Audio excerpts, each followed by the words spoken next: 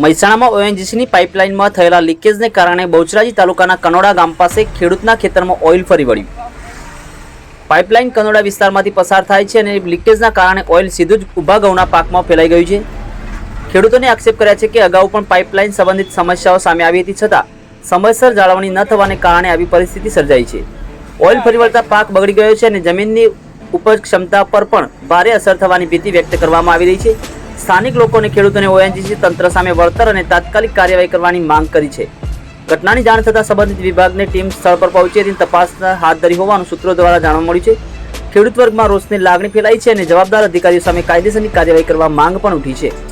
વધુ સમાચારો અને અપડેટ્સ માટે જોતા રહો online TV news. Suresh Thakor અને ફારૂક મેમણ સાથે યુટ્યુબમાં સબસ્ક્રાઇબ કરો, ફેસબુકમાં ફોલો કરો અને ઇન્સ્ટાગ્રામમાં ફોલો કરવાનું ભૂલશો નહીં।